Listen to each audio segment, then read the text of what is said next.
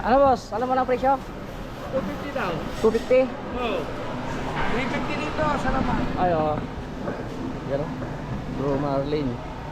Laki. Mga ilang kilo kaya ito lahat?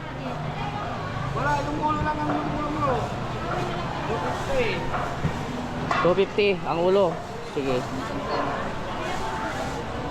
Bro Marlin. Kukunin ko tong ulo boss. Sige. Sige. Ito lang, itong pan. Ito siguro. Ito.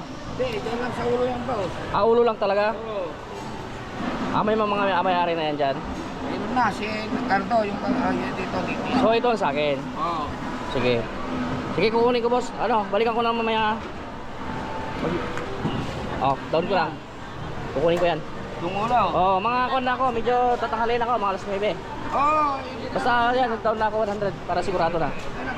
Yun o, ngayon lang ako kuhan ulit eh. Sige, sige, sige. Miss na miss ko na yung panganang tuna, ay ng ano to, Blue Marlin na to, laki. Sige, sige. Siguro nasa ano to, 30 kilos. Sarap. Dito tayo. Yan ang nakita ko so far ngayon na ano, isda na nagugustuhan ko. Kaano natin? Yan ang marami. Tignan natin. Yan. Okay na.